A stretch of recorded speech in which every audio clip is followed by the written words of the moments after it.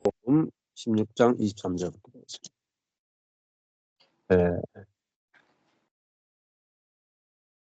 예, 22절에 보면은 지금은 너희가 근심하나 내가 다시 너희를 보리니 너희 마음이 기쁠 것이요 너희 기쁨을 빼앗을 자가 없으리라.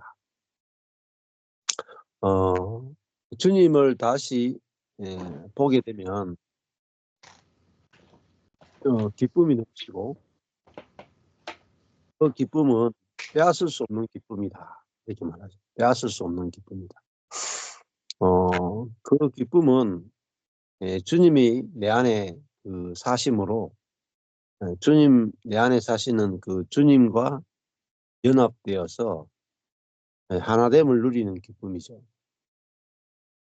또 많은 분들이 주님이 십자가에 죽으시고 승천하셨다. 거기까지 대부분 알아요.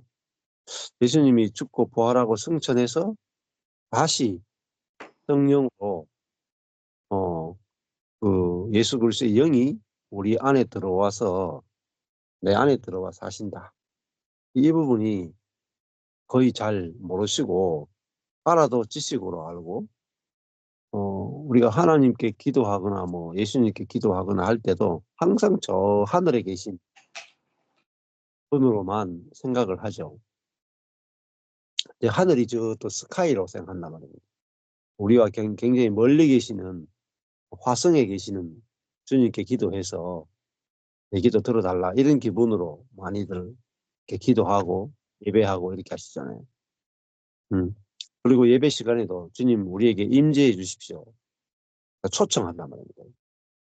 콜링하는데 그런 개념들이 신약 시대를 잘 모르고 하시는 개념들이죠. 주님이 이제 우리 안에 우리 영 안에 와 계시다. 내주하고 계시다. 이걸 알 때 지금 주님이 십자가에 죽으러 가시는 것은 눈에 내 밖에 계신 주님이잖아요. 내 밖에 계신 주님. 근데 예수님이 승천하시고 다시 성령으로 우리 안에 오시면은 우리 안에 계시는 주님으로 오신단 말입니다. 그러면은 정말 기쁨을 빼앗을 자가 없어요. 주님이 우리 안에 계시기 때문에. 그래서 저도 갈라디아서 2장 20절은 주님이 어디 계시는가? 내 안에 사신다 이 말이에요. 내 안에 사신다. 이게 정말 놀라운 겁니다. 주님이 내 안에 사신다. 그것은 주님이 곧 내 마음이고 주님이 곧 내 생명이고 주님이 내 실존, 내 자아란 말입니다. 나는 죽고 주님이 사신다. 주님이 정말 내 안에 사신단 말이에요. 내 대신 살아주신다. 그러니까 내 안에서 주님을 경험하고 내 안에서 주님을 누리고 내 안에서 주님을 만나고 내 안에서 주님을 먹고 마시고 내 안에 계신 주님을 누린다. 이것이 기쁨이죠. 기쁨. 그러니까 뭐 환경이 좋다 나쁘다 이거는 뭐 두 번째 문제고 주님 자신을 누리는 것이 기쁨 중에 기쁨이죠. 자, 이 기쁨을 그리스도인들이 모르는 그리스도인들이 거의 95%는 대부분 다 모르세요. 내 안에 계신 주님을 누리는 기쁨을 거의 못 누리고 살아요. 네. 기도할 때 잠시 주님을 이렇게 만나고 예배 드릴 때 잠시 스쳐 지나가고 뒷모습을 보고 이렇지 내 안에 오셔서 내 생각과 하나 되시고 내 감정과 하나 되시고 내 의지를 통치하시고 내게 새 마음을 주시고 내게 참 지혜를 주시고 참 평안을 주시고 사랑으로 사시는 주님을 내 존재로 경험하고 누리고 표현되는 이 세계를 거의 모른단 말이에요. 그 전부 다 어떻게 사냐면 나 자신으로 살아요. 나로 살아요. 나로 살다가 기도할 때 주님과 잠시 한번 접촉하는 거예요. 예배할 때 주님과 내 밖에 계신 주님과 잠시 접촉하는 거예요. 묵상할 때 잠시 접촉하고 주님과 동행할 때 잠시 동행하고 이렇죠. 그러니까 이거는 뭐 이 전기불을 이렇게 콘센트를 꽂았다 뺐다 꽂았다 꽂을 때만 전기가 통하고 빼면은 안 통하고 그런 식의 신앙생활을 대부분 다 하고 있습니다. 저도 그걸 몰라서 그렇게 신앙생활을 했어요. 그래서 뭐 자꾸 기도해야 되고 자꾸 예배 드려야 되고 큐티 해야 되고 묵상해야 되고 주님과 동행하기 위해서 주님을 의식해야 되고 그 의식할 때는 주님이 느껴지는데 의식을 멈추면 안 느껴져요. 그런 식의 어떤 주님과 내가 분리된 상태, 연합된 상태를 한 번도 몰랐어요. 주님과 나는 항상 떨어져 있는 독립체로 알았다. 주님은 주님이고 나는 나다. 항상 그렇게 생각했어요. 주님은 내 밖에 계시고 나는 여기. 그러니까 밖에 계신 주님을 만나는 도구가 뭐냐? 기도예요. 예배예요. 묵상이에요. 동행이에요.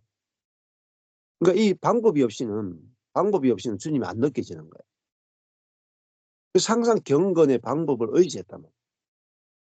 근데 이 경건의 방법이 중요하지 않다는 거예요. 왜? 주님이 내 안에 와 계시단 말이에요. 내 안에 와 계시니까 경건의 방법이 필요 없고 주님 자신이 곧 내 안에서 사시니까 내 안에서 그냥 주님이 바로 느껴지는 겁니다. 음. 주님 자신이 내게서 저절로 나타나고 마음으로 나타난단 말이에요. 주님의 마음이 내 속에서 나온단 말이에요. 주님의 생명이 내게서 표현되어진단 말이에요. 내 안에서 주님이 저절로 느껴지고 내 안에 계신 주님이 말씀을 깨닫게 하고 내 안에 계신 주님이 저절로 주님을 알게 하고 내 안에 계신 주님이 내 안에서 주님을 경험하게 하고 내 안에 계신 주님이 주님을 소망하게 하고 주님이 내 안에서 다 하시는 거예요. 내가 할 일이 없죠. 뭐. 기도도 내 안에 계신 주님이 기도하게 하고 성경 읽는 것도 내 안에 계신 주님이 성경을 읽게 하고 내 안에 계신 주님이 나를 통해서 설교를 하게 하고 내 안에 계신 주님이 나를 통해서 사람을 만나게 하고 그러니까 주님 자신이 곧 경건의 유일한 길이에요. 그러니까 내가 경건의 방법을 쓰는 게 아니고 주님 자신이 내 안에서 모든 것에 그러니까 어떻게 됩니까? 내가 밖에 계신 주님을 만날 때는 어떤 문제가 있냐면 내 자신은 문제가 있잖아요. 자기 중심성도 있고 선악도 있고 정욕도 있고 뭐 엄한 게 다 있어요. 교만도 있고 높아지려고 하는 것도 있고 판단하는 것도 있고 내 자신이 문제가 많단 말이에요. 이 문제가 많은 내가 문제가 생길 때마다 밖에 계신 주님과 교제하려고 하는 거예요. 그래서 내 문제를 해결하려고 하는 거예요. 여전히 나와 주님은 별개예요. 주님은 주님이고 나는 나예요. 내 밖에 계신 주님과 잠시 그냥 도움을 받고 느끼고 이것밖에 없어요. 그런데 주님이 내 안에 오셨단 말이에요. 내 안에 오셨다. 나와 연합되셨다. 나와 완전히 하나가 되셨다. 그러니까 내 자신이 뭐예요? 내 자신이 주님과 연합되시니까 내 자신이 주님이 경험되는 도구가 되는 거예요. 자신. 뭐 헬스가 아니라 내 존재 자체가 주님의 성전이고 주님의 몸이고 주님의 신부고 주님 자신의 표현체란 말이에요. 이것이 그냥 믿어지면 돼요. 믿어지고 알아지고 믿어지면. 예. 자, 그러니까 주님을 경험할 일이 많죠. 아내랑 만나면 내 속에서 주님의 마음이 아내에게 나가고 자식을 만나면 내 안에서 주님의 마음이 나가고, 환경을 만나면 내 안에서 주님이 환경을 대하던 주님의 마음이 나타나고, 설교를 하면 내 안에 계신 주님이 나를 통해서 말씀하고 싶은 대로 말하게 돼요. 그러니까 환경을 만나든지 사람을 만나든지 뭐 설교를 하든지 항상 주님을 경험하는 거예요. 왜냐하면 내가 하는 게 아니니까. 내 안에 계신 주님이 하는 거니까 그냥 사는 것 자체가 주님을 경험하는 거예요. 그러니까 내 존재와 주님이 구분되지 않아요. 내 삶과 주님의 삶이 구분되지 않아요. 하나예요, 하나. 그러니까 경건의 방법이 필요가 없어졌던 거예요. 왜? 하나니까. 이게 신약시대예요. 주와 합하는 자는 한 영이다. 그러니까 주님 어떻게 경험하느냐? 기도로 경험하는 게 아니고, 성경 묵상을 통해 경험하는 게 아니고, 동행 훈련을 통해서 경험하는 게 아니고, 주님 내 존재를 통해서 주님을 경험하는 거예요. 야, 정말 놀라운 세계예요. 놀라운.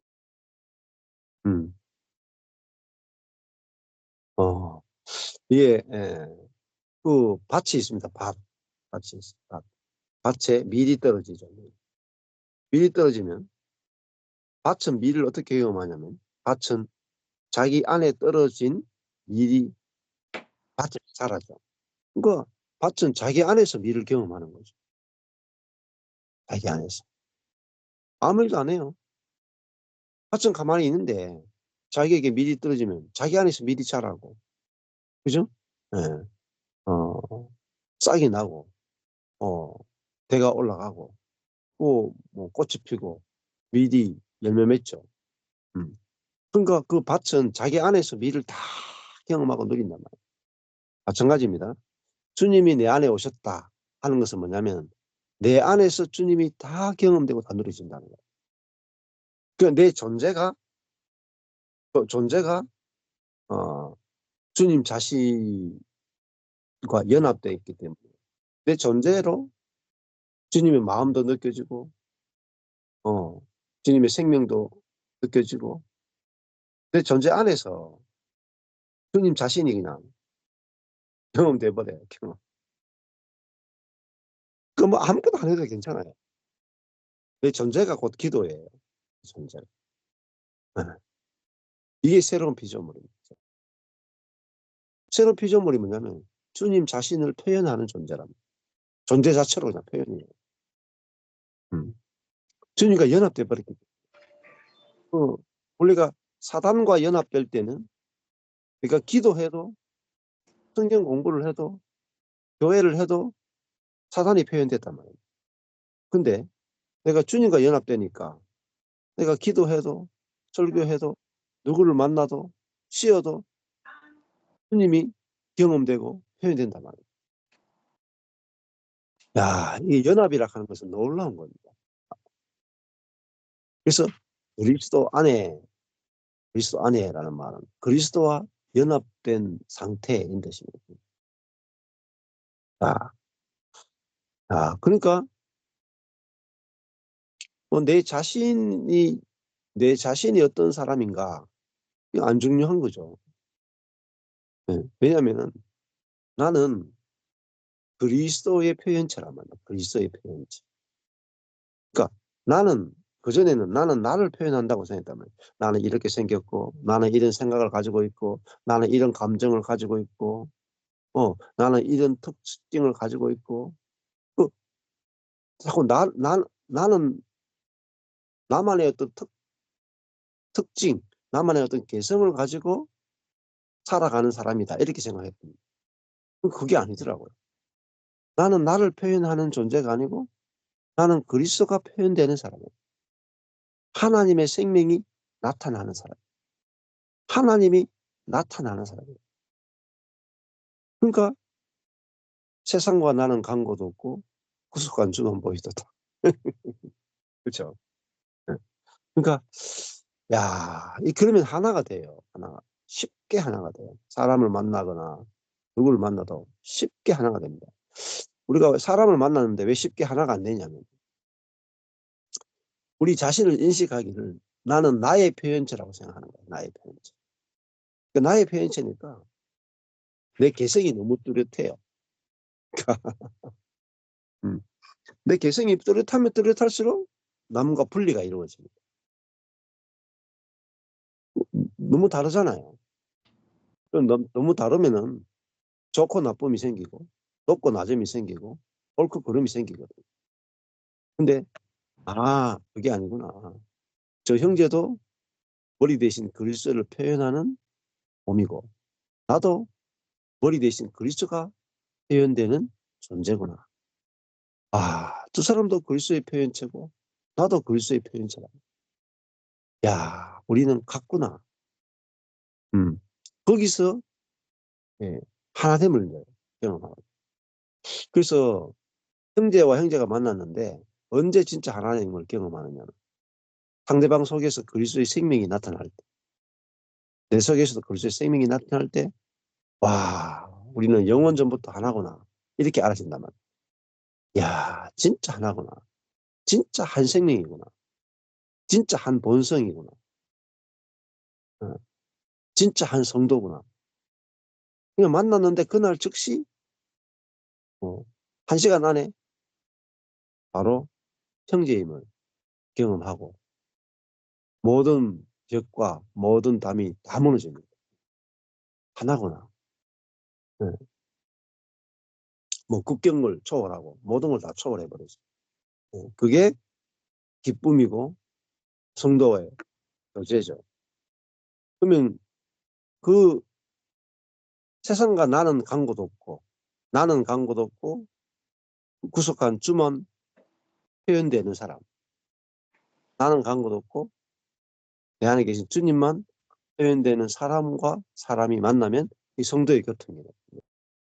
그러니까 그 성도의 교통은 분리되지 않는 거예요. 하나란 말이에요. 주도 하나예요. 성령도 하나예요. 아버지도 하나예요. 하나란 말이에요. 그래서 야, 우리가 형제를 볼 때 생각으로 만나면 쪼개져요. 생각이 다르거든요.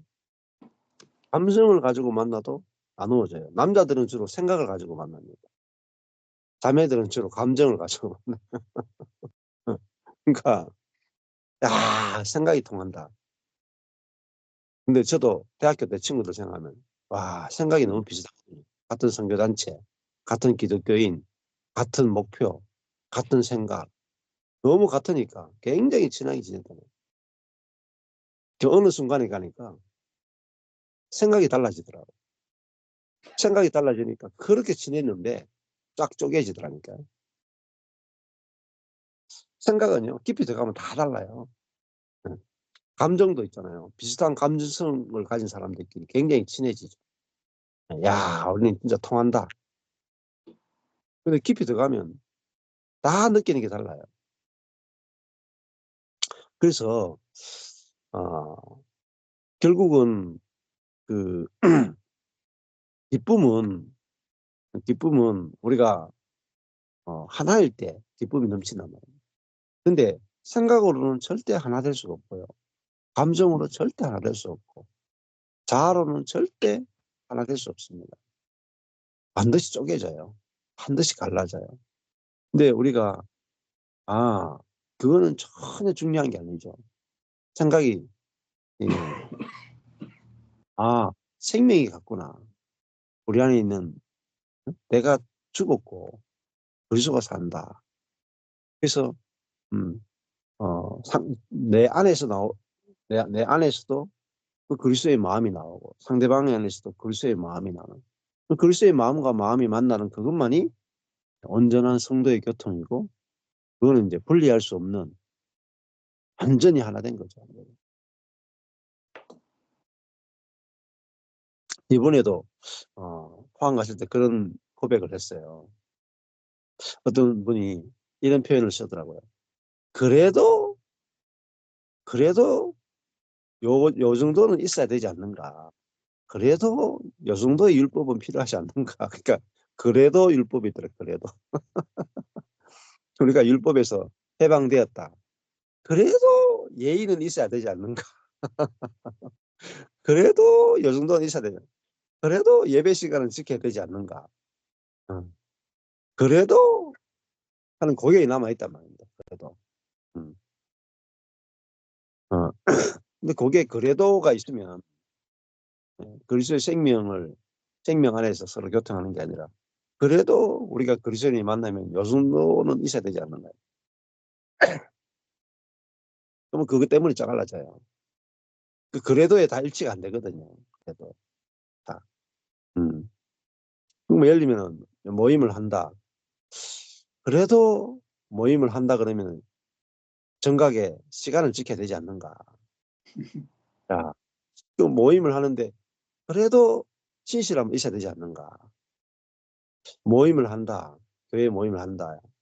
그러면 그래도 사람이 이야기하는데 한 사람당 10분씩 돌아가면서 공평하게 발언권을 줘야 되지 않는가. 그래도 그게 쫙쫙 다 짜갈라요. 예, 오징어 다리 찢듯이 다 찢어져. 예. 그래도라는 그 사람부터 먼저 찢어져요. 그래도. 그러니까 저희 교회 이제 이렇게 모임 와 보시면 오후 모임 이렇게 나와가지고 늦게 보면 그래도가 잘 없어요. 예. 근데 저번에 이제 서울에서 자매님들이 이렇게 저희 교회 방문한다고 방문하셨거든요. 근데 그날 한 6-7명이 방문했던 것 같아요. 여기저기 이렇게. 요즘 이제 매주 방문자가 있거든요. 근데 우리 교회가 율법이 없다 하니까 그냥 어느 정도 없는가 해서 방문했어요. 와보니까 제가 청소를 안 한다 했긴 해.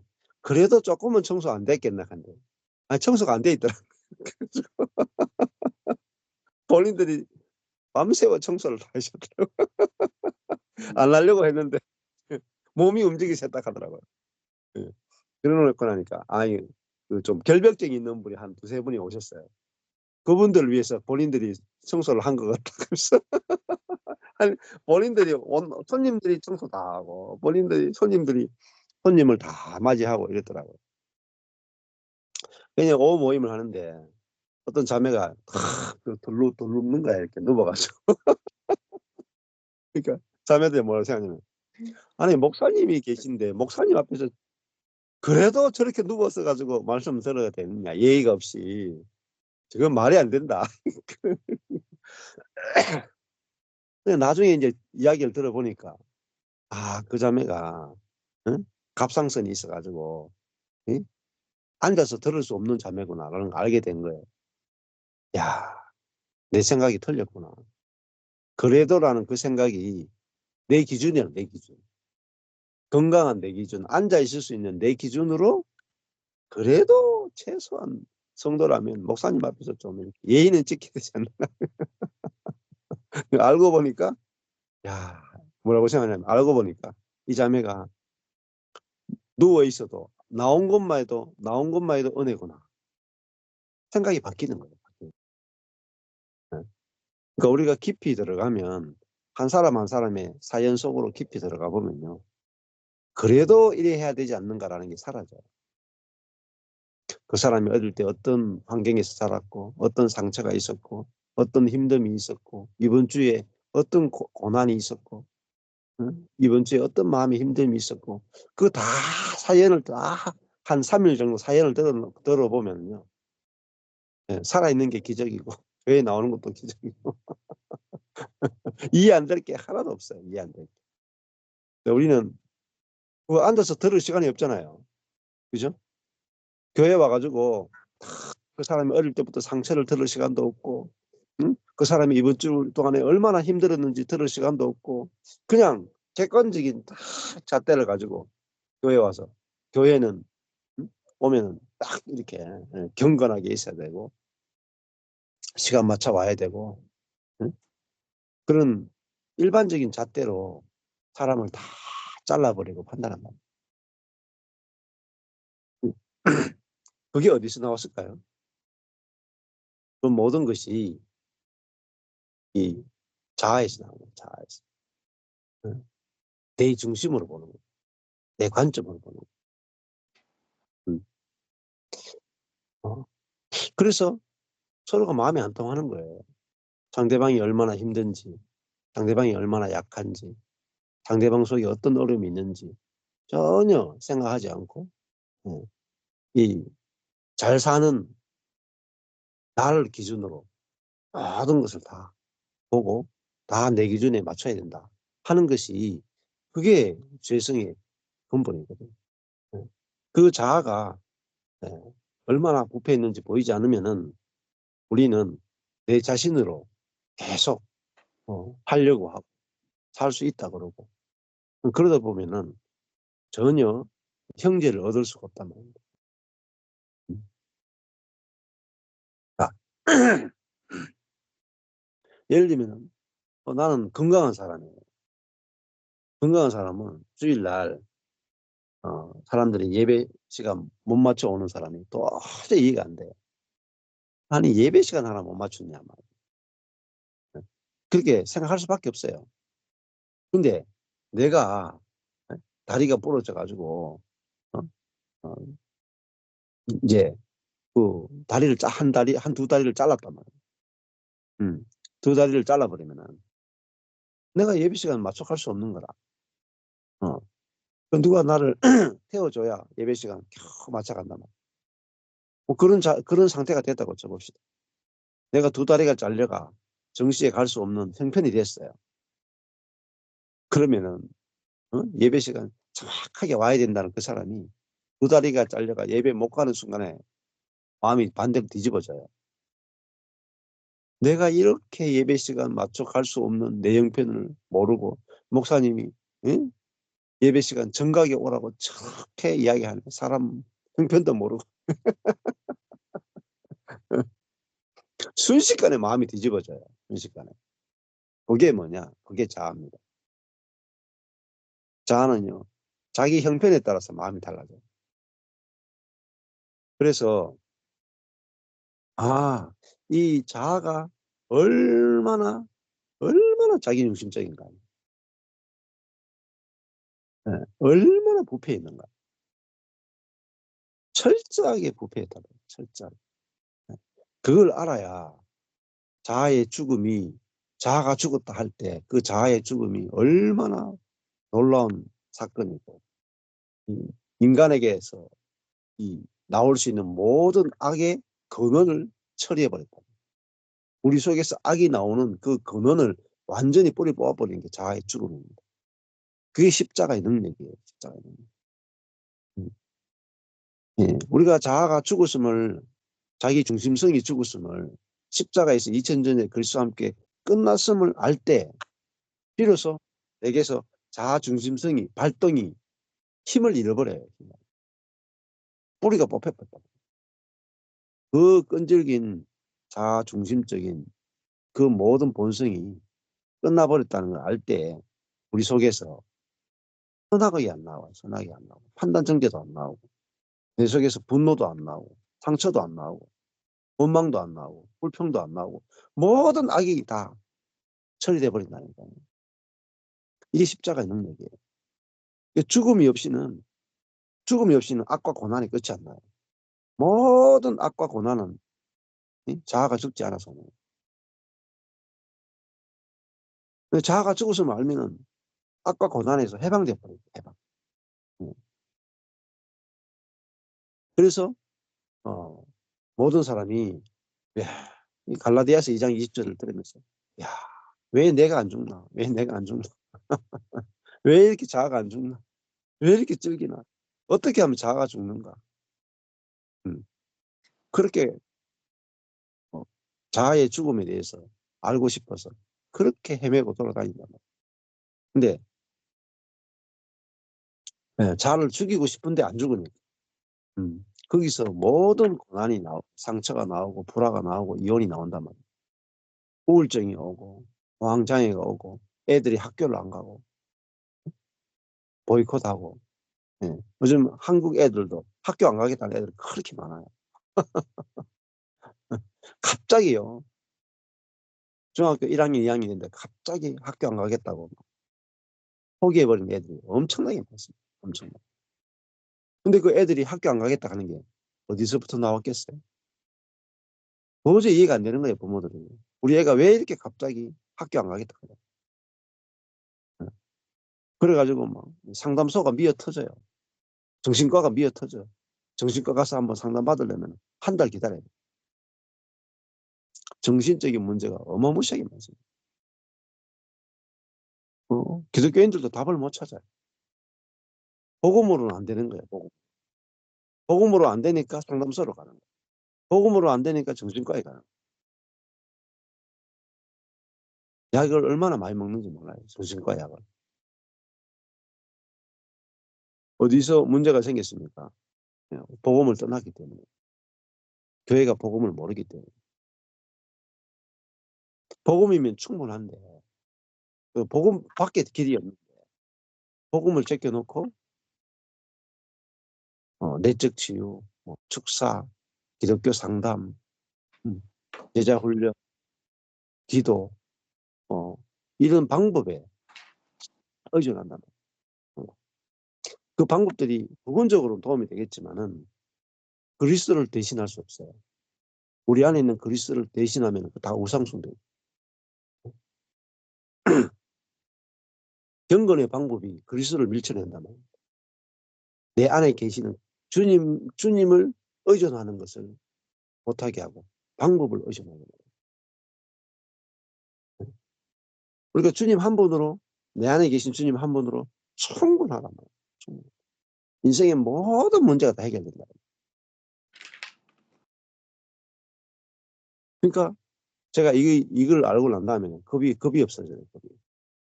어떤 문제가 생겨도 답이 있으니까. 예수가 답이니까. 우리 안에 내주에서 나와 하나 되신 그 예수가 인생의 유일한 답이니까. 이것 가지고 답을 해주는 거예요. 굉장히 쉽습니다. 정신적인 문제도 굉장히 쉬워요. 나로 사니까 문제가 많죠. 나로 안 살면 문제가 없습니다. 이렇게 쉬운 길이 있는데 몰라서 기쁨을 잃어버렸다. 자, 내 안에 예수가 살면은 기쁨이 넘쳐요. 기쁨을 빼앗을 자가 없다. 근데 어제도 한 형제님이 찾아오셔가지고, 예, 이 차를 타고 가는데, 그리스도 안에 그 말이 깨달아져가지고 차를 타고 가는데, 온 천지가 다 천국으로 보이더라. 가는데, 와, 온 세상이 이렇게 아름답나? 지난주만 해도, 내가 정말, 죄사함의 확신도 없고, 내가 지난주만 해도 내가 뭐, 천국 가냐, 지옥 갈 것이 되게 두려워하고 이랬던 생겼는데, 예? 딱 하룻밤에 밤새워 이야기하고 난 다음에, 아이고, 다 천국이네. 내 안에 천국이 있고, 아이고, 이미 천국이 여기 들어와 있네. 천국. 뭘 알았냐면 그리스도 안에.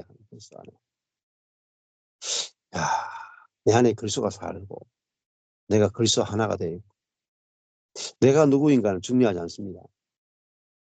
그리스도가 누구인가가 중요한 거죠. 자, 그렇지 않겠습니까? 네. 내 안에 대통령이 살면 내가 누군가는 안 중요해요. 그죠?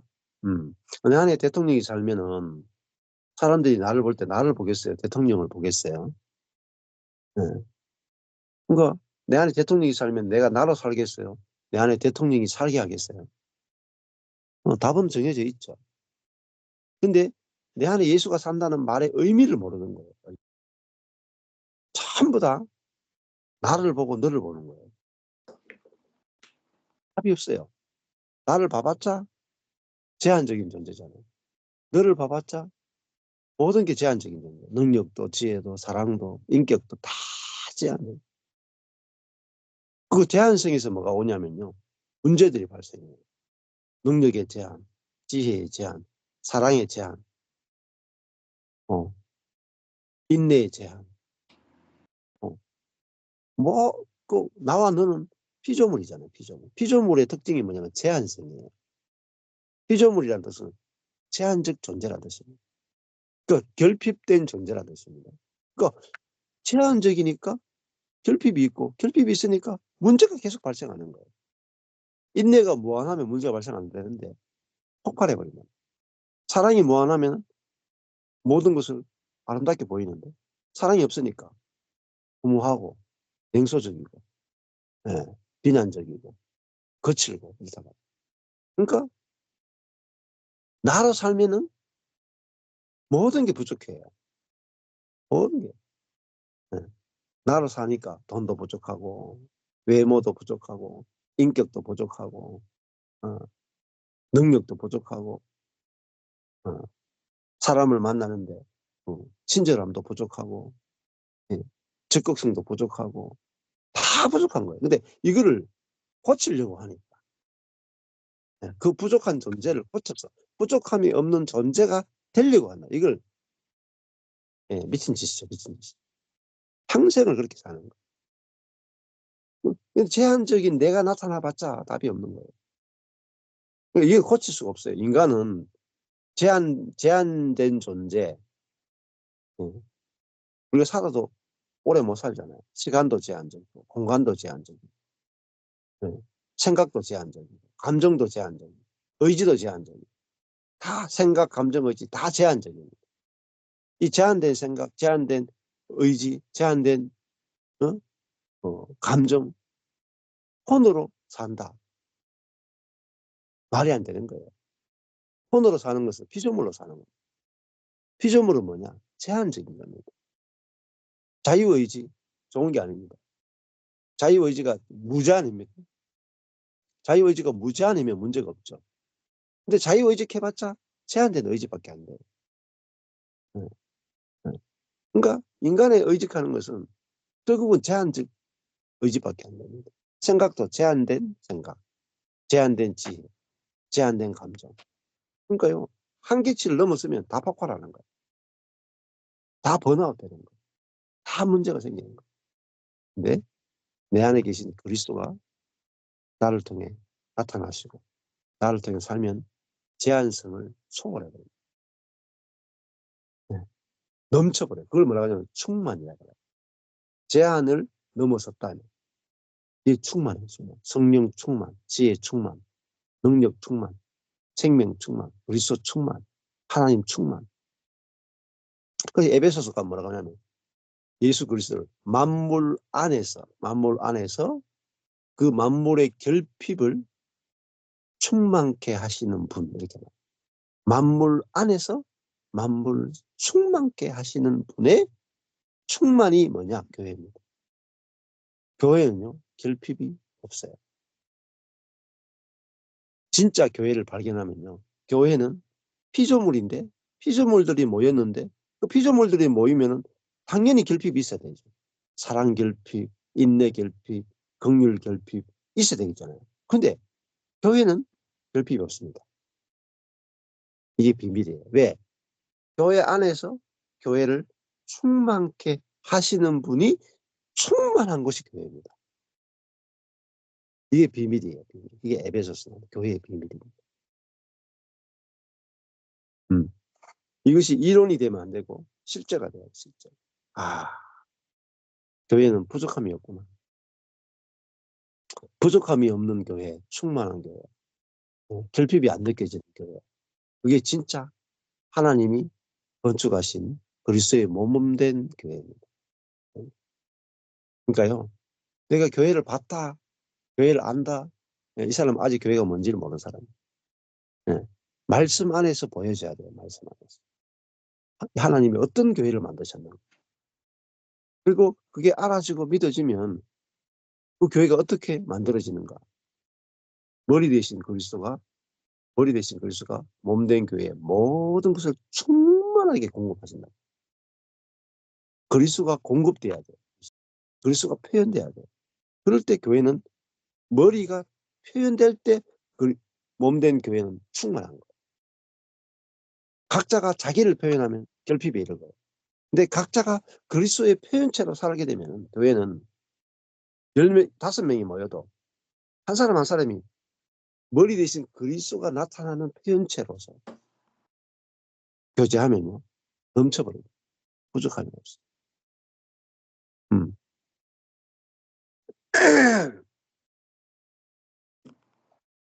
이것이 기쁨이죠. 너희 기쁨을 빼앗을 자가 없다. 이제 주님이 우리 속에서, 우리 같이 모였을 때 각자 속에서 운행하실 때 부족함이 없는 거. 미칩니다, 이거. 교회를 발견하면 교회에 미쳐요.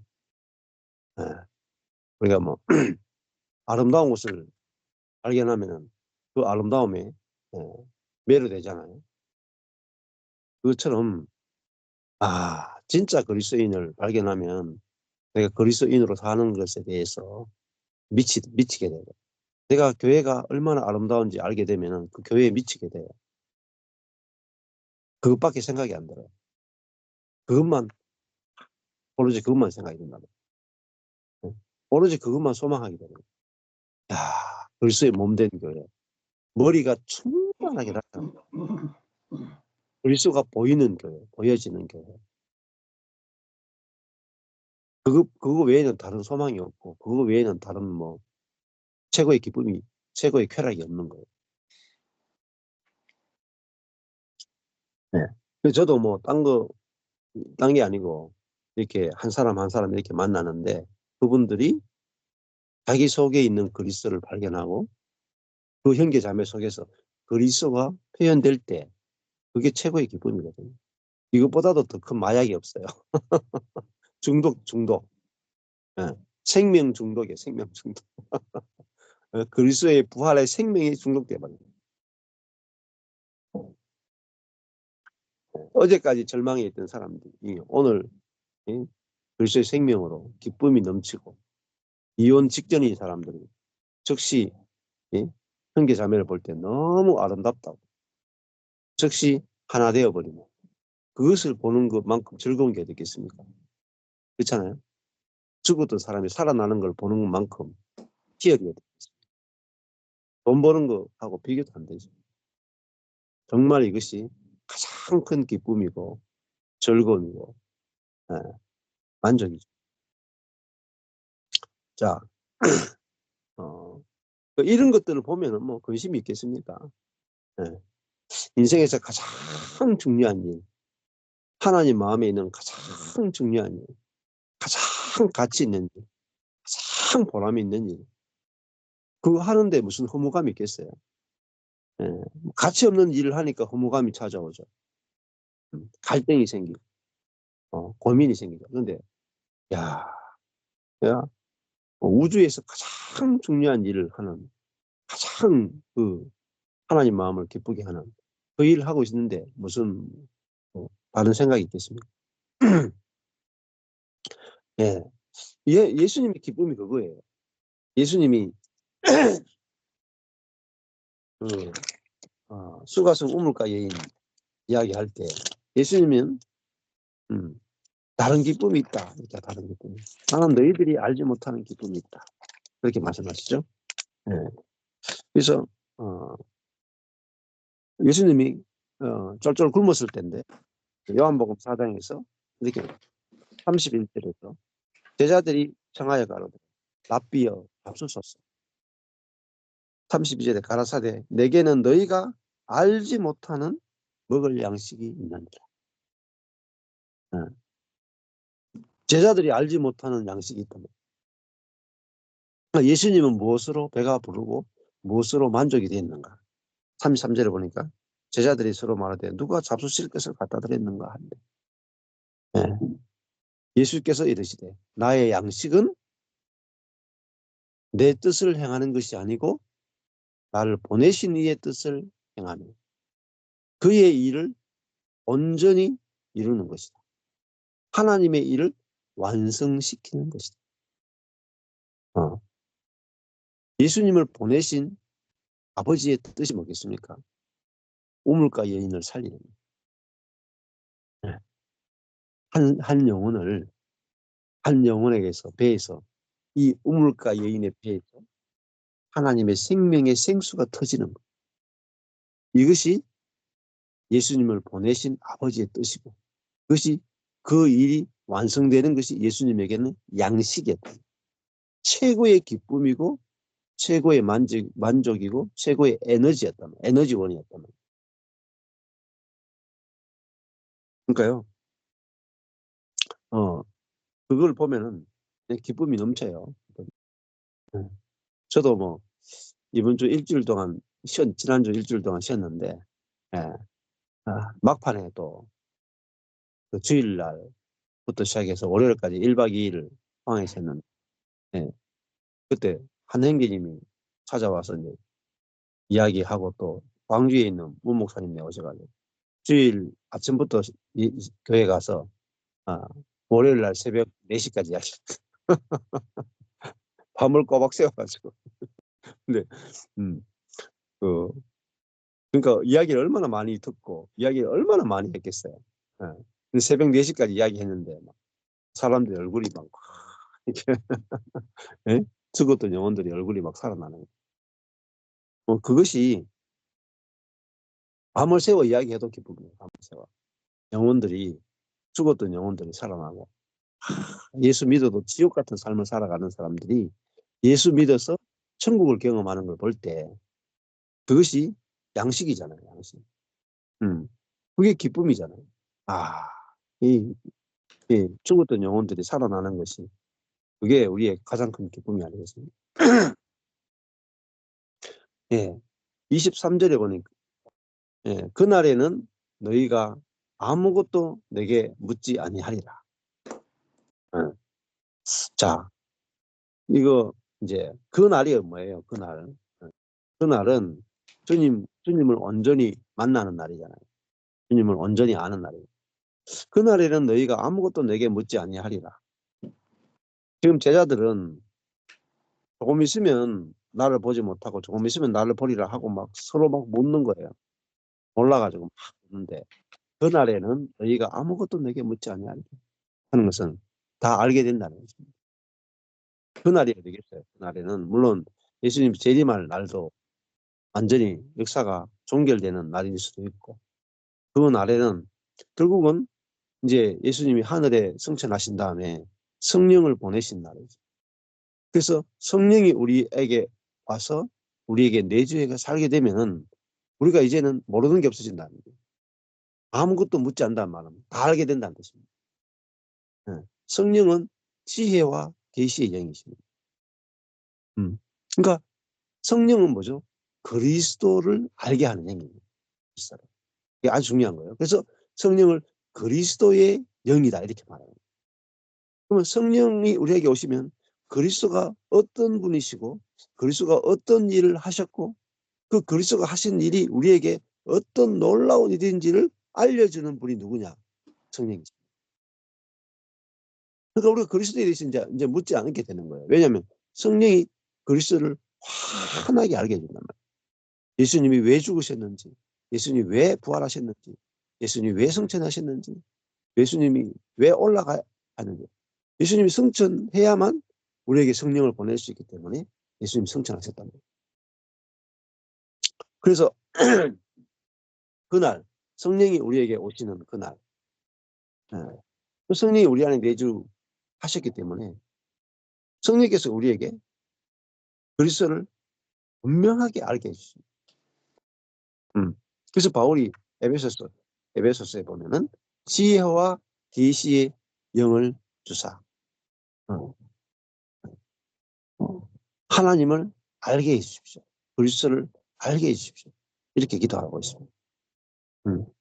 그래서 우리가 머리로 성경을 읽고 머리로 하나님을 알려고 하면 알 수가 없어요. 근데 내가 죽었고 내 안에 그리스도가 살고 성령이 그리스도의 영이신 성령이 내 안에서 사시는구나. 지혜와 계시의 영이 내 안에 사는구나. 그러면 지혜와 계시의 영이 내 눈을 열어서 주의 법에 기이한 것을 깨닫게 하시는구나. 내 안에 계신 성령을 의존하게 되면은 성령께서 우리의 눈을 열어서 주의 복음의 기이한 법을 깨닫게 해주십니다. 그러니까 기름 부음이 너희 안에 있어서 너희를 가르치기 때문에 너희가 이제 누구에게도 배울 필요가 없다. 이 요한일서예요. 야, 성령께서 우리 각자를 우리 안에 오셔가지고 지혜와 계시의 영이 우리를 가르치십니다. 이거 알게 되면요, 성경이 환하게 열려요. 하나. 야, 성령이 왜 오셨는가를 아는 게 중요하죠. 그래서 이제는 예수님께 물을 필요도 없고 누구에게 물을 필요도 없어요. 성령께서 분명하게 예수님 하신 모든 말씀이 생각나게 하고 깨닫게 하고 가르치고 실제가 되게 하고, 그분이 우리 안에 계신 성령이에요. 이 성령을 알아야 혼을 적겠어요. 혼, 생각, 머리, 나의 지혜, 나의 머리, 나의 판단력, 내가 책 읽은 거, 내가 신학을 공부한 거, 이거 내 혼을 쓰면 쓸수록 몰라요. 오리무중이에요. 알아도 실제가 전혀 안 되는 지식만 하는 거. 내 자신의 지혜나 생각을 의존하면 안 되고 내 안에 계신 성령을 의존하셔야 돼요. 계시, 지혜와 계시의 영. 지혜는 뭐예요? 하나님의 지혜를 알려주는 영이란 말이에요. 성령은 하나님의 깊은 것까지도 알려준단 말이에요. 우리의 혼으로는 성령이 하나님의 얕은 것도 몰라요. 하나님의 뒷모습도 모른단 말이에요. 근데 우리 안에 성령은 어떤 영이냐면 하나님의 영이죠. 벌써의 영이죠. 그러니까 성령은요, 하나님의 정말 깊은 부분까지 알게 해줘요. 하나님을 환하게 해주는 기분이 누구냐? 성령이 있어요. 근데 우리는 내 안에 계신 성령을 의존하지 않아요. 뭘 의존해요? 한 평도 안 되는 요 뇌,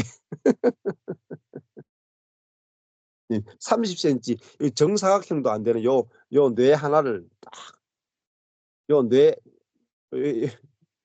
요 분량의 요 뇌를 가지고 하나님을 알겠다 하는 거예요. 미친 짓이죠, 미친 짓. 네. 피조물이 창조주를 어떻게 알겠어요? 요 작은 뇌 가지고 하나님 어떻게 알겠어요? 말도 안 되는 거죠. 개미가 사람을 알겠다는 것과 똑같아요. 뇌를 의존하시면 안 돼요. 생각을 의존하시면. 나의 지혜를 의존하시면 안 된다. 나의 지혜가 반대말이 성령의 지혜예요. 하나님의 지혜라는. 하나님이, 내 안에 계신 하나님이 내게 하나님을 알게 하셔야만 하나님을 아는 겁니다. 내 안에 계신 성령께서 하나님을 알게 하시고 예수님을 알게 하셔야만 우리는 하나님을 알고 그리스도를 알게 됩니다. 하나님을 아는 길은 성령의 성령. 우리의 머리나 우리의 지혜나 우리의 공부에 있지 않습니다. 그러니까 신학교 교수건 신학자건 뇌 가지고 하는 사람은 하나님 알 수가 없어요.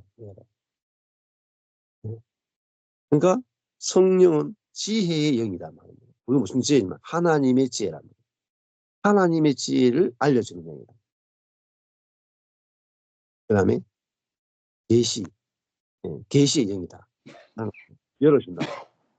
하나님의 지혜를 열어준다.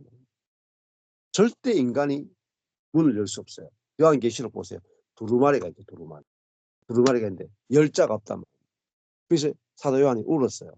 저 하나님의 경륜의 두루마리, 하나님의 지혜의 두루마리를 열자가 없어서 울었는데 누가 열 거냐? 인자. 예수 그리스도가 연단 말이에요.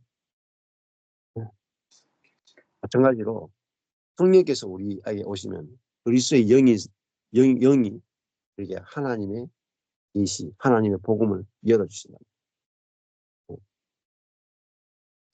네. 그래서 내가 진실로 너희에게 이르노니 너희가 무엇이든지 아버지께 구하는 것을 내 이름 안에서 주시리라. 자, 뭐 이런 구절을 읽으면 되게 어렵죠. 너희가 무엇이든지 아버지께 구하는 것을 내 이름 안에서 주신다. 예수 이름 안에서 주신다. 그러니까 우리가 아버지께 구하는 것이 뭐겠어요? 뭐 여러 가지가 있겠죠. 그러나 우리가 아버지께 구할 것은 사실은 딱 하나예요. 성령이에요. 성령을 주시면은 우리가 성령으로 살게 되면 모든 것이 다 천국으로 바뀌어버립니다. 자, 그러니까 내 이름 안에서 주신다. 아버지께 구하는 것을 내 이름 안에서 주신다. 그러니까 예수 안에서 주신단 말이에요. 너희가 무엇이든지 아버지께 구하는 것. 뭐 또 우리는 돈을 구할 수 있겠죠. 근데 예수님은 내 이름 안에서 주신다. 꼭 돈을 주신다는 게 아니죠. 그러니까 예수를 주신다. 너희가 무엇이든지 아버지께 구하는 것을 예수로 주신다는 말이에요. 예수로. 그 그리스도를 받으면은 우리가 그리스도로 살게 되죠. 그러면요. 나는 돈을 구했는데 하나님은 그리스도를 주셨죠. 근데 그리스도로 살게 되면 돈의 문제가 해결돼 버려요. 예. 나는 아버지께 지혜를 구했는데 아버지는 내게 뭘 주시냐면 그리스도를 주시는 거예요. 나 지혜를 공부 잘하는 지혜를 구했는데 왜 그리스도를 주시고 야단입니까? 이게 너무 잘못 받은 거 아닙니까? 그리스도를 받고 나면은 내가 서울대 가는 것보다 더 좋아. 그러니까 우리가 이걸 구해도 하나님이 우리에게 주시는 것은 결국은 뭐냐면 그리스도를 우리에게 주셔가지고 우리가 구하는 것보다 더 좋은 것을 주시는 거예요. 더 좋은 것이. 이것이 너희가 무엇이든지 아버지께 구하는 것을 내 이름 안에서 주신다. 내 이름. 내 존재 안에서 주신다. 그리스도를 통해서 주신다. 그리스도를 통해서. 지금까지는 너희가 내 이름 안에서 아무것도 구하지 않았으나 구하라.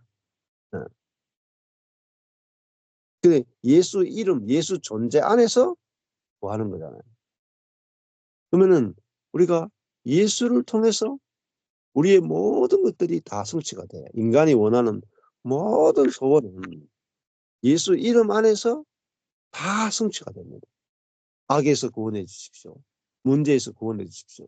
그거는 예수 이름 안에서 다 구해줘요. 그러니까 우리가 뭐 예수 이름으로 구하라 하니까 하나님 1억 원을 주십시오. 예수님 이름으로 기도했습니다. 이렇게 기도하잖아요. 하여튼 아내를 구하는데 하여튼 8등신 미인에다가 좋은 대학교도 나오고 모태신앙에다가 나에게 100% 순종할 수 있는 그런 아내, 현숙한 아내를 주십시오. 예수 이름으로 기도했습니다. 내용은 기복적이라. 그 마지막에 그 부적은 예수 이름 부적을 부탁 붙이는 그런 분들 많죠, 우리가. 그게 기도가 아니에요. 예수 이름으로 구하라. 예수 이름 안에서 구하라. 사실은 예수를 구하는 거예요. 예수. 예수를 구하면은 내가 구하지 않은 것도 다 받아요. 보세요. 형제가 자매를 8등신 미인이고 뭐 이렇게 구할 필요가 없어요. 내가 예수 이름을 구하면 되는 거예요. 예수를 구하면 되는 거예요. 내 소원은 내가 죽고 예수가 사는 겁니다. 그거 구하면 안 주겠어요? 반드시 주십니다. 아니 주고 싶은 걸 달라고 하는데 안 주겠어요. 하나님이. 그러니까 100번 기도하면 100번 다 응답받아요. 그 형제가 어떤 형제가 가난하고 돈도 없고 못생기고 아무것도 없어. 진짜 돈 벌어놓은 것도 하나도 없고 직업도 없어. 근데 그 속에서 예수 생명이 나와. 자매들이 서로 데려갑니다. 야, 이 형제 걱정하지 마. 내가 먹여 살리게. 형제는 예수 생명만 내놓으면 돼. 돈 걱정하지 마. 돈은 내가 다 먹여 살릴게. 살림 걱정하지 마. 애 걱정하지 마. 애도 내가 놀게 한다니까. 예수 생명만 있어 보세요. 예? 초등학교만 나와도 상관이 없어요. 예, 못생겨도 상관없고요. 막 잘생겨 보인다니까,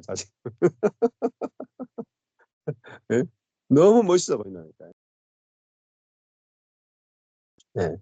왜냐면은 그 부분 속에서 예수님이 보이는데 뭐. 그잖아요. 그러니까 우리가 내게서 예수님의 마음이, 예수님의 형상이 안 드러나니까 다 막히는 거예요. 다 막히는 거. 아무리 예수 이름으로 뭐 장가가게 해주세요. 아무리 30년 기도해도 호라비로 늙어 죽는다니까요. 예. 근데 내 장가는 모르겠고 나한테 필요한 건 장가가는 게 아니고 예수님입니다. 그럼 뭐 한 달 만에 장가간다니까요. 예. 이렇게 쉬운데 사람은 어리석게 다른 걸 구한다. 다른 거. 목회 잘 되게 해주세요. 기도할 필요가 없어요. 내가 죽고 예수로 살게 해주세요. 기도하면 목회는 저절로 들어요. 모든 게 어디에 달렸냐? 예수에게 달려있습니다. 예수의 이름에 달려있습니다. 예수 이름 안에서 구하는 거잖아요. 예수 이름 안에서. 예수 안에서 구하는 거잖아요. 그러니까 뭐 예수 안에서 구할 거야. 아버지 뜻대로 해주십시오. 음. 내가 아버지의 표현처가 되게 해주십시오. 내가 아버지께 영광이 되는 그런 존재로 만들어주셔서 감사합니다. 뭐 이것만큼 좋은 기도가 있겠어요? 그럼 그리하면 예수 이름 안에서 구하면 받으리니 너희 기쁨이 충만하리라. 받는데요. 저는 내가 죽고 예수가 사는 이 복음을 깨닫고 나서요. 제가 구한 게 없어요. 다른 거. 세상적인 것을 구한 적이 없어요. 근데요. 안 구해도 주시더라니까요.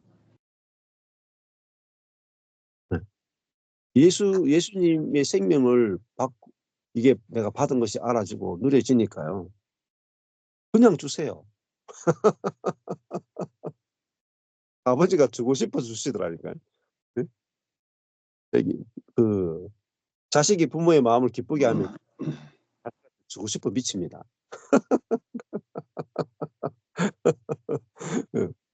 진짜요. 제 인색한 저희 아버지가 돈 아끼고 인색한 저희 아버지가 저한테 자꾸 주고 싶어 하시더라니까요.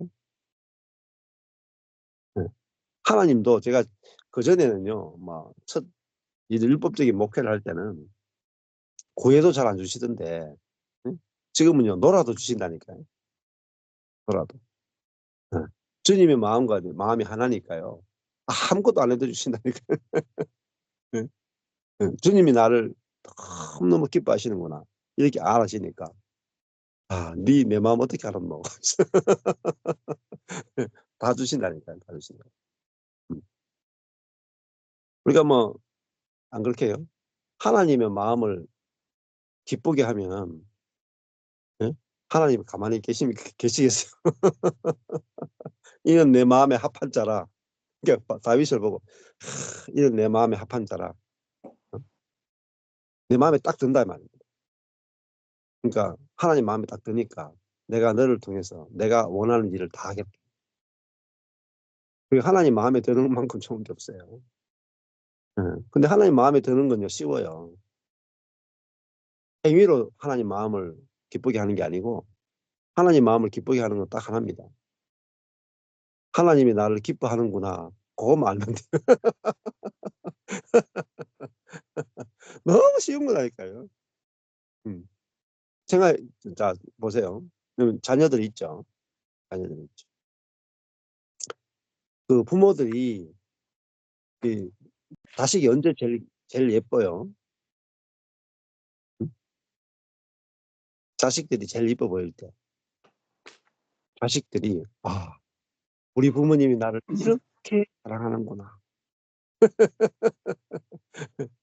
우리 부모님이 나를 이렇게 사랑해서 나를 태어나게 했고, 이렇게 사랑해서 나를 키우셨고, 부모님은 정말 나를 자기보다 더 사랑하시는 분이시구나. 이렇게 말하는 자식이 있으면 어떨 것 같아요? 그 자식이 제일 이뻐요. 안 그래요? 응. 그러니까 부모 마음에 들기 위해서 막 애쓰고 노력하는 아들보다 부모 마음에 막 들기 위해서 막 애쓰고 노력하고 힘쓰는 그 아들보다 부모님이 나를 내가 애 안 써도 부모님은 나를 너무나 사랑하세요. 어느 아들이 좋습니까? 부모 마음에 들기 위해서 애쓰는 아들은요, 사실은요, 부모의 사랑을 믿지 못하는 아들. 부모가 사랑이 없는 분으로 생각하는 거예요. 그래서 부모가 사랑이 없으니까 내가 부모에게 막 섬겨가지고 이 부모에게 사랑을 만들어가지고 사랑 많은 부모를 만들어가지고 그래서 내가 사랑받겠다 하는 거잖아요. 맞죠? 부모 마음을 전혀 모르는 아들. 그게 뭐냐면 누가복음 15장에 보면 큰아들이에요. 큰아들. 내가 아버지를 섬겨 명을 어김이 없었다. 아버지를 명을 어김이 없을 정도로 섬기는데 중요한 것은 아버지가 자기를 사랑하는지를 몰라. 그게 탕자입니다. 탕자. 네. 그러니까 하나님의 사랑을 알아들이는 것, 하나님의 은혜를 알아들이는 것, 그것만 하면은 하나님의 사랑이 막 경험되고 느껴집니다. 네. 자, 부부 사랑의 비결을 말씀드려요. 부부 사랑의 비결. 배우자를 사랑하려고 애쓰지 마십시오. 힘든 거예요. 고통스럽고 짐스럽고 굉장히 어려워요. 네. 그 부부 사랑을 위해서 노력할 필요가 하나도 없어요. 뭐만 알면 되냐면은 배우자가 나를 얼마나 사랑하는지 말만 돼. 배우자가 나를 얼마나 사랑해 주는지 말만 돼. 사랑하려고 애쓰는 게 아니고, 야, 저도 그랬다니까요. 아내를 사랑하려고 막 애썼다니까요. 근데 아무리 애써도 안 알아주더라니까요. 네가 뭐 내 마음 아냐. 네가 내가 뭐 사랑하냐 이 카더라니까요. 환장을 노리신다. 환장을 노리신다. 근데 아이고 제가 아내의 은혜를 아니까 그때부터 네가 나를 조금 사랑하네 이러더라니까. 네. 그러니까 상대방이 나를 얼마나 사랑해주고 있는지 섬기고 있는지를 알면 그것이 상대방을 사랑하는 거예요. 네. 그리고 하나님을 사랑하는 것도 마찬가지입니다. 하나님이 우리를 얼마나 사랑하는지를 아는 것. 그것이 곧 하나님을 사랑하는 거예요. 그러면 우리 속에 기쁨이 넘쳐요. 네. 하나님이 나를 얼마나 사랑하는지 아는 것. 그게 제일 어려워요. 자식이 제일 어려운 게 뭔지 아십니까? 부모님이 나를 얼마나 사랑하는지 아는 거. 그게 제일 어려워요. 그렇죠? 그것만 알면 효자가 돼요. 근데 우리 부모님이 얼마나 나를 사랑했는지 알면 뭐가 나오겠어요? 부모님에 대한 효도라고 하는 행위가 저절로 나와요. 그리스도인도 하나님이 어떤 사랑으로 나를 사랑하는지 알고 누리면 하나님께 대한 효도가 저절로 나와요. 행위는 저절로 나와요. 이게 믿음과 행위의 관계예요. 그래서 제가 여러분 성경에 하라 하지 말라는 명령이 있어도 하나도 지킬 필요가 없다는 게 그거예요. 성경에서 이렇게 하라 저렇게 하라 율법이 있어도 지킬 필요가 없습니다. 하는 이유가 뭐냐면 하나님의 사랑만 알면 이게 은혜예요. 은혜. 하나님의 사랑만 알면 가만히 있겠습니까? 가만히 있죠. 가만히 있지 못합니다. 우선순위를 이야기하는 거예요. 우선순위. 네. 우선순위가 중요하다는 거죠. 우리가 하나님을 사랑하는 게 먼저냐 하나님이 우리를 사랑하는 게 먼저냐. 네. 자, 우리가 기도도 마찬가지 여기서 구하라 그러잖아요. 구하라. 누구에게 구해요? 아버지께 구하라. 아버지께. 아버지가 누구예요? 구하지 않아도 주시는 아버지가. 근데 구하라 하는 명령에만 포커스 두시면 안 돼. 어떤 분에게 구하라. 아버지께 구하라. 우리를 위해서 아들까지 주시는 그 아버지께 구하라. 예수 이름 안에서 구하라. 아버지께서 주시고자 하는 아버지를 알면은 이렇게 기도할 수밖에 없어요. 아버지가 주고 싶은 거 주십시오. 아버지가 주고 싶은 것이 내게 가장 좋은 겁니다. 내가 원하는 거 안 구할래요. 내가 구하는 것보다 아버지가 주시고자 하는 것이 훨씬 좋기 때문에 내가 원하는 것을 구하는 것이 항상 손해봅니다. 항상 손해. 그걸 아는 사람. 내가 원하는 것을 구할 필요가 없어져 버려요. 그냥 아버지께서 원하는 거 주십시오. 예를 들어 가지고 제가 아버지 집에 갔어요. 아버지 집에 갔는데 우리 전삼용 씨 아버지 집에 갔어. 근데 제가 1,000,000원이 필요해요. 갔어요. 근데 제가 아버지께 "아버지 1,000,000원이 필요합니다. 주십시오." 이렇게 하니까 아버지가 "야 1,000,000원은 없고 500 밖에 없다. 500 가져가라." 이 정도만 돼도 괜찮은 아버지죠. 그죠? 근데 세상적인 좀 아버지는 "야 내가 그만큼 키워줬는데 네가 1,000,000원 가져가야 되는 거 아이가?" 이런 아버지도 있지만 근데 하늘 아버지가 어떤 아버지인지 아십니까? 하늘 아버지가. 하늘 아버지한테 갔는데 "아버지 1,000,000원만 주십시오." 기도했어요. 아버지가 "야 1억을 주려고 했는데 참 안 됐다. 네가 1,000,000원 구하니까 어쩔 수 없이 1,000,000원 줄게." 하늘 아버지. 그러니까 야 요 인제 아들이 이제 아버지를 알게 된 거라. 그전에는 아버지를 모르고 신을 알았거든, 신. 신께 기도했다. 근데 야 인제 아버지 하나님을 알게 된 거야. 이제 아들이 인제 갈 때마다 막 하겠어요. "아버지 1,000,000원 주십시오." 이 기도 절대 안 해요, 절대. 아버지를 제한하는 거야. 그러니까 알겠어요? 갈 때마다 "아버지 마음대로 주십시오." 이게 지혜예요, 지혜. 아버지를 아는다면, 아버지를 아는다면. 아들이라면, 자기 아들이에요. 자기가 아들이고 하나님이 아버지를 아는 거야. 그러니까 내 뜻대로 구할 게 없어. 응? 나보다 나를 더 사랑하니까. 그럼 아버지 뜻대로 하이소. 그러니까 아버지가 맨날 1억씩 주는 거라. 그러니까 항상 더 좋은 걸 받죠. 항상 더 좋은 거. 이게 기도의 세계예요, 기도의 세계. 기도를 모르고 맨날 기도하고 아버지를 모르고 기도하고 그러니까 막 강청 기도하고 막 난리잖아요. 금식 기도하고 막 철야 기도하고 금요 기도하고 막 아침마다 기도하고 막 7시간씩 기도하고 다 미친 짓이에요, 미친 짓. 아버지께 기도하는 게 아니라 우상 세워 놓고 기도하는 갓바위에서 기도하는 거랑 똑같아요. 갓바위에서나. 여기 팔공산에 갓바위 있거든요. 1 년에 한 번씩 기도 들어 준다는 갓을 쓴 부처가 있거든요. 갓바위보다 못한 하나님 믿는 분 너무 많아요, 너무 많아요.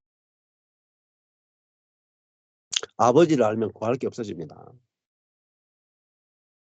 예. 그냥 받으세요, 그냥. 충만해요. 기쁨이 충만해요. 예. 그래서 우리가 하나님을 아는 것이 가장 중요합니다. 그것이 경건의 삶이라고 볼 수가 있죠. 예. 네, 오늘 여기까지 하겠습니다.